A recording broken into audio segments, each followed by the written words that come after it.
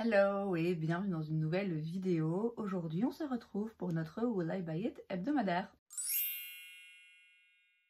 Comme chaque semaine, donc, je me rends sur différents comptes Instagram pour aller checker les dernières nouveautés, sorties, annonces en termes de make-up, skincare, beauté de manière générale et je vous donne mon avis. On commence avec la page Insta de Trendmood. La première chose que je vois ici, c'est une nouvelle collection chez Spectrum en collaboration avec les Powerpuff Girls. Vous allez me dire, ça change de chez Disney. Enfin, peut-être que maintenant c'est racheté par Disney, j'en sais rien. Bref, c'est le dessin animé là avec les trois petites filles super-héros, j'ai jamais regardé. Vous avez une trousse où vous avez un petit kit de pinceaux pour chaque personnage et aussi un trio de petits de puffs justement pour la poudre.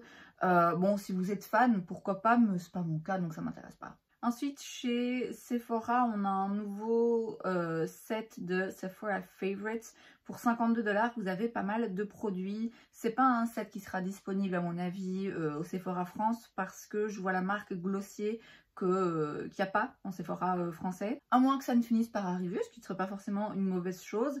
Ce genre de kit, je le dis à chaque fois, ça peut s'avérer très intéressant, ça peut s'avérer aussi finalement pas si avantageux que ça financièrement. Il faut vraiment bien faire le calcul par rapport aux produits qu'il y a dedans. Est-ce que la plupart des produits vous intéressent? Moi, en ce qui me concerne, il y a pas mal de produits qui feraient doublon dans ma collection et d'autres qui en fait m'intéressent pas. Donc là, comme ça, en regardant vite fait ce qu'il y a dans le kit, je sais que ce serait pas le genre de kit fait pour moi. Ensuite, chez Anastasia Beverly Hills, on a un nouveau produit, c'est le Beauty Balm Serum Boosted Skin Tint. On a 16 teintes.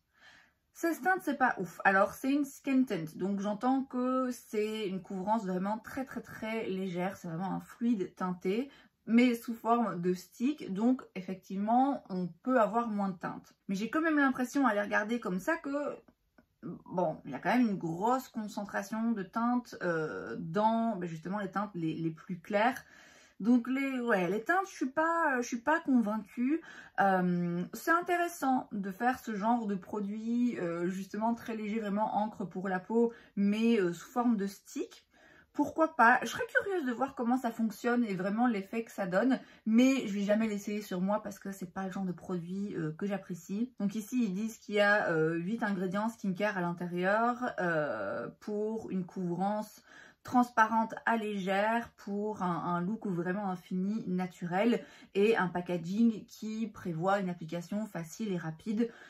Oui, il y a de l'idée, mais dans la pratique, moi je crois pas que ça va me convenir. Ensuite, chez Ram Beauty, on a deux nouveaux produits. Tout d'abord, le Energizing Under Eye Balm. C'est donc un baume pour le dessous des yeux qui va venir refroidir, réhydrater et enfin refroidir. Ça a un effet un petit peu frais, c'est ça que je veux dire. Ça va hydrater et illuminer le dessous des yeux. Il me semble qu'ils avaient déjà un produit comme ça, enfin un espèce de primer pour le dessous des yeux, qui j'avais cru comprendre était pas mal, mais bon, je sais pas si j'ai besoin d'une étape supplémentaire dans ma routine. Et ensuite, on a le Essential Drip Glossy Balm, qui est un traitement hydratant pour les lèvres et en plus un gloss teinté, donc on n'est pas sur une pigmentation intense, mais j'ai quand même l'impression que là comme ça d'après les photos, que les couleurs quand même se marquent différemment les unes des autres, contrairement à d'autres gloss teintés qui finissent par tous se ressembler. Ouais, vous savez, moi la marque elle me parle vraiment pas tant que ça. Si je devais la tester, pourquoi pas, mais ouais, là comme ça, non, ça m'intéresse pas. Ensuite, chez Elf, on a une collaboration avec Liquid Death. C'est la Corpse Paint Vault. Donc c'est un set dans une boîte en forme de cercueil, pourquoi pas. Ça coûte 34 $. On a un spray, on a un rouge à lèvres noir, un eyeliner liquide noir, une ombre à paupières crémeuse blanche et un pinceau. Oui, pourquoi pas. Alors, je trouve ça intéressant d'avoir un rouge à lèvres noir dans sa collection. J'en ai un, je l'utilise une fois par an, et encore. Mais il y a des gens à qui ça plaît. Bon, c'est pas forcément mon cas. Je serais tentée de dire que c'est dommage de ne pas l'avoir sorti à Halloween, mais bon, ma foi, il y a des gens qui aiment porter du rouge à lèvres noir tous les jours de l'année. Donc, oui, pourquoi pas. Moi, ça me parle pas personnellement. Ensuite, chez Danessa Myricks, dans ses Color Fix, on a des nouvelles teintes. On a 4 nouvelles teintes pastel et 4 teintes mat un petit peu plus classiques, on va dire. Chaque teinte coûte 20 $. Leur Color Fix, c'est des ombres à paupières liquides et crémeuses qui peuvent s'utiliser vraiment de plein de façons. Je dis ombre à paupières, mais en fait c'est des pigments colorés qu'on peut utiliser vraiment sur les yeux, sur le teint, sur les lèvres. L'avantage c'est qu'on peut les mélanger pour arriver à une couleur vraiment custom. Donc c'est un genre de produit qui peut être très très intéressant, surtout pour les make-up artistes. Moi, par rapport à l'usage que j'en aurais, ça ne m'intéresse pas. De base, je suis pas fan des ombres à paupières comme ça, liquides et crémeuses, à part si c'est pailleté. Or là, c'est mat. J'en ai une, hein, j'en ai un de ces produits comme ça, mais du coup, justement, comme je disais, c'est un plutôt lumineux. Donc ça m'intéresse pas. Je pense que ça n'intéressera pas le commun des mortels, mais je peux me tromper. Par contre, pour les make-up artistes, oui, c'est très intéressant. De manière générale, sa ligne est vraiment intéressante si c'est votre métier. Ensuite, chez Fenty Beauty, on a les Demi Glow Highlighter. Est-ce qu'on les a pas déjà vus?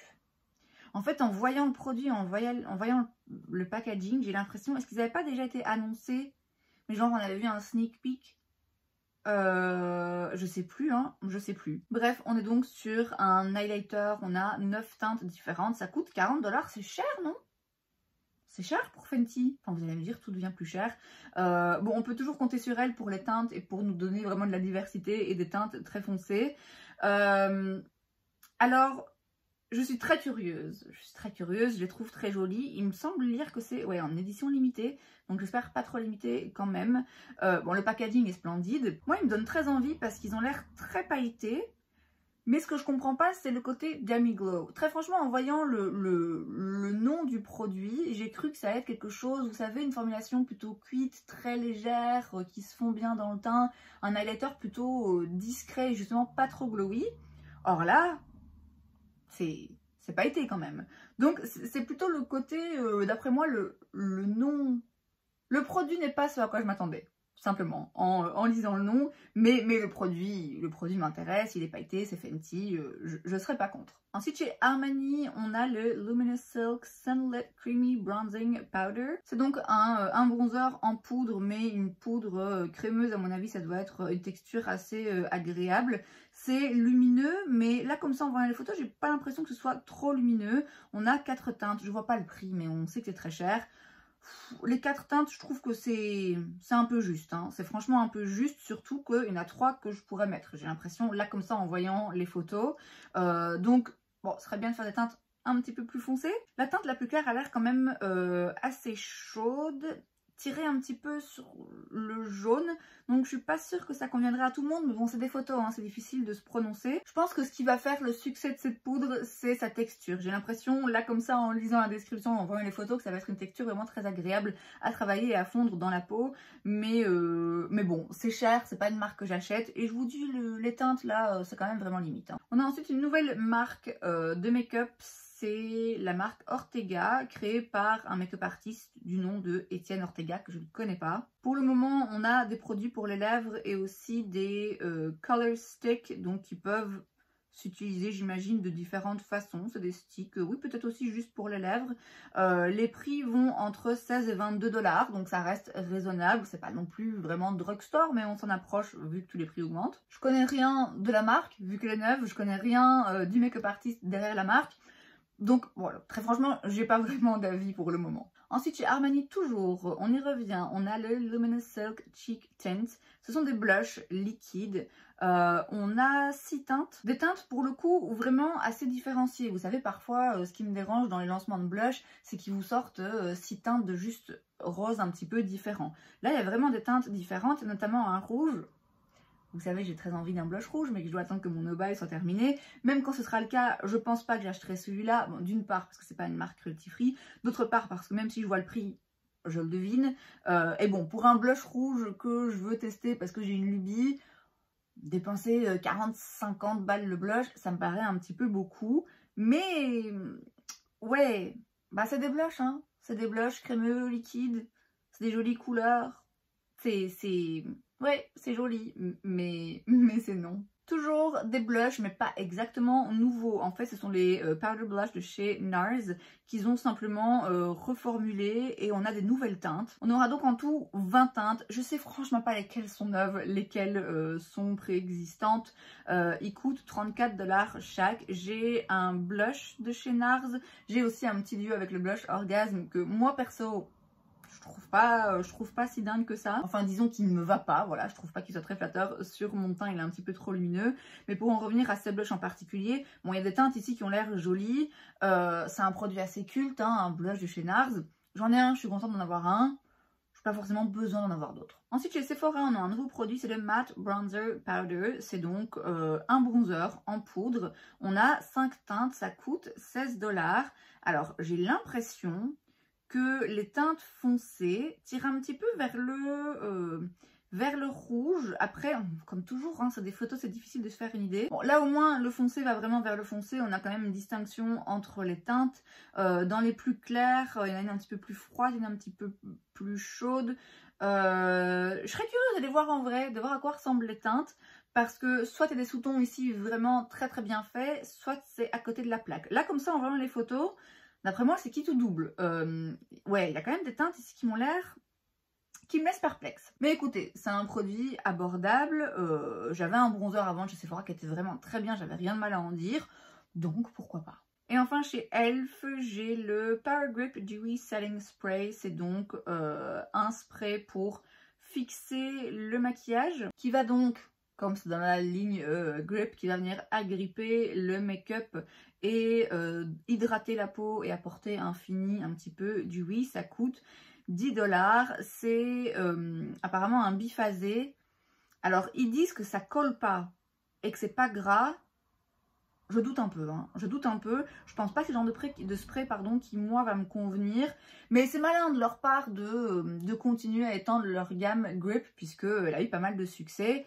Mais non, moi, ça m'intéresse pas. On passe ensuite sur la page de Point Click Vibes. Et je vois tout d'abord chez Makeup Forever le HD Skin Face Essentials Full Face Cream Palette pour 88 $. Mais c'est pas déjà sorti? Ou alors ce qu'ils avaient c'était juste une palette avec des teintes pour faire du contouring, bronzer, illuminé. Et là il y a des blushs en plus. Moi j'ai l'impression que c'est déjà sorti, mais peut-être que je me trompe.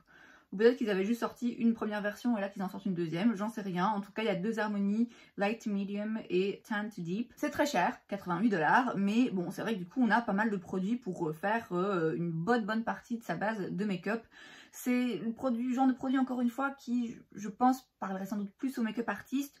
Moi, voilà, de par la marque que j'achète pas, de par le prix et de par le fait que c'est une palette pour le teint, et que moi les palettes pour le teint, je pense jamais les utiliser, moi ça m'intéressera pas.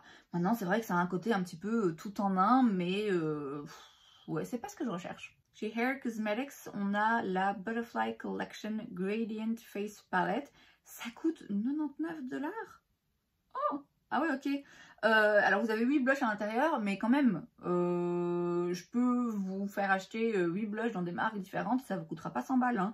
D'autant plus que là, alors c'est très joli. C'est des gradients, vous voyez, des dégradés comme... C'est magnifique. Très joli, mais moi c'est le genre de truc où concrètement, je sais que ça va m'angoisser de devoir les mélanger et du coup ça ressemble plus à grand chose et puis c'est un peu aléatoire. Et puis très franchement, finalement, est-ce que les teintes sont si différentes que ça si à chaque fois c'est des teintes qu'on mélange?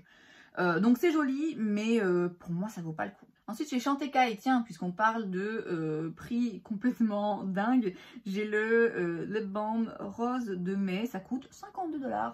50 $ pour un baume à lèvres qui je pense ne colore même pas particulièrement les lèvres, hein, c'est un baume. Bon alors du coup ça va hydrater vos lèvres, mais en plus c'est à la rose, donc il est possible que ça sente la rose et c'est une odeur que je ne supporte pas. Donc c'est... non, c'est sûr et certain, c'est hors de question. Ensuite chez Charlotte Tilbury, on l'avait déjà vu passer vite fait, mais on avait juste eu un petit sneak peek. Là on voit donc le Pillow Talk Big Lip Plumpgasm pour 35 $. Il y a 2 teintes seulement, Fair to Medium et Medium to Deep. C'est donc un gloss qui va venir repulper les lèvres. Et je dois avouer que quand on voit les photos des lèvres, alors je sais, c'est des photos publicitaires. C'est le but de donner envie. Moi, ça me donne envie. Ça me rend curieuse. Le packaging, je l'avais dit la dernière fois, je trouve que ça fait un petit peu cheap pour Charlotte Tilbury. Mais le produit à l'intérieur, oh, il me fait très très envie. Ensuite, chez Laneige, on a 2 nouveaux goûts. Dans leur Glowy Lip Balm, on a Vanille et Sweet Candy, ça coûte 19 $. Donc c'est pas leur masque en peau, c'est leur baume à lèvres dans un petit tube que j'ai eu à une époque dans le goût fruits rouges, le premier, le classique. Moi le masque il m'avait pas plu du tout. Le gloss franchement, enfin le baume comme ça je me rappelle plus. Je sais pas pourquoi je m'en suis séparée. Mais bref, bon, ça m'intéresse pas parce que voilà, j'ai une mauvaise expérience avec le masque et du coup, je préfère rester à l'écart. Ensuite, chez Flower Nose, on a une collection en collaboration avec Never's Family. C'est des petits chiens. C'est mignon. Maintenant, ça fait très enfantin. Et bon, c'est pas le genre de packaging et d'esthétique qui me parle particulièrement. Alors après, si le produit est fabuleux, je m'en fiche. Mais voilà, c'est pas un truc où je me dis « Oh wow, c'est trop mignon, ça me donne envie ». Moi, ça me donne pas plus envie que ça. Donc là, on a un petit peu de tout. C'est très soft, très léger. Je pense pas que si vous voulez de la pigmentation et de l'intensité, il faut se diriger vers ce genre de marque. Les blushs en forme de cœur, là, voilà, ils sont jolis, mais je pense que ce sera trop clair pour moi. Ensuite, chez Color Rose, je connais pas la marque. On a le Water Ripple Series. On a 3 produits. On a 2 palettes de fard à paupières qui coûtent 30 $ chaque. On a un blush ombre, donc vous voyez de nouveau un gradient comme ça, pour 23 $ et aussi un highlighter, même principe, pour 23 $. Les packaging sont très jolis, c'est très soft, très doux. Après, il y a une palette qui va quand même pas mal vers les foncés. Je vous dis, les gradients comme ça, c'est toujours très joli à regarder, mais moi, à utiliser, ça m'angoisserait. Donc voilà, connaissant pas la marque en plus, je vais passer mon tour. Et enfin, chez Urban Decay, on a le Face Bond Self Setting Waterproof Liquid Foundation pour 40 $. Ça existe en 40 teintes. On l'a déjà vu, non? J'ai l'impression qu'on l'a déjà vu. Est-ce que c'est juste parce que du coup il sort maintenant et on avait juste vu l'annonce avant? Bref, ça apparemment a un 3 en 1, un fond de teint, un sérum et une poudre fixatrice. Donc c'est un fond de teint où il n'y a pas besoin de fixer. En fait, il se matifie, il se fixe tout seul. Couvrance médium, fini naturel avec niacinamide. Il absorbe la transpiration et l'huile. Il est waterproof. Pourquoi pas? Pourquoi pas, comme ça a l'air intriguant. Urban Decay, c'est plus facilement trouvable hein, par ici. Et je dois avouer que ça me peine pas plus que ça parce que voilà, la marque m'intéresse pas plus que ça.